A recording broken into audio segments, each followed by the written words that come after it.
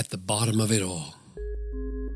In love, He predestined us for adoption to Himself as sons through Jesus Christ, according to the purpose of His will.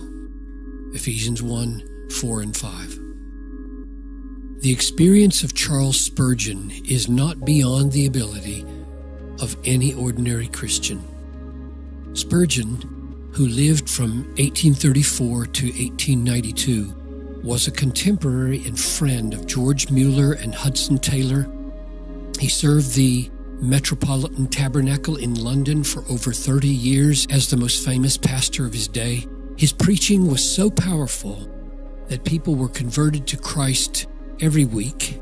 His sermons are still in print today, and he is held up by many as a model soul winner.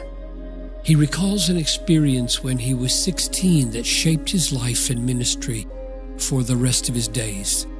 When I was coming to Christ, I thought I was doing it all myself, and though I sought the Lord earnestly, I had no idea the Lord was seeking me.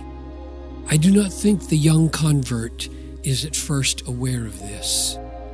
I can recall the very day and hour when I first received those truths, the doctrines of sovereign overcoming grace, in my own soul, when they were, as John Bunyan says, burnt into my heart as with a hot iron.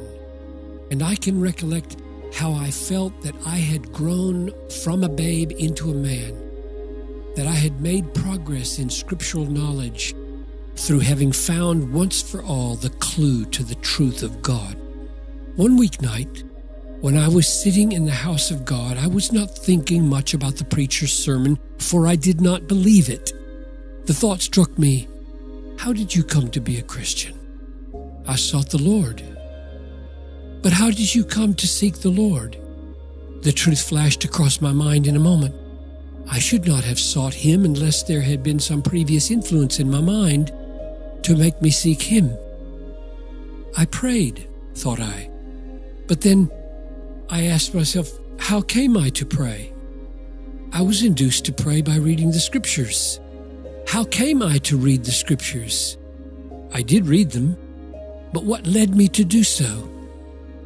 Then, in a moment, I saw that God was at the bottom of it all, and that He was the author of my faith. And so the whole doctrine of grace opened up to me. And from that doctrine I have not departed to this day. And I desire to make this my constant confession. I ascribe my change wholly to God. What about you? Do you ascribe your conversion wholly to God? Is He at the bottom of it all?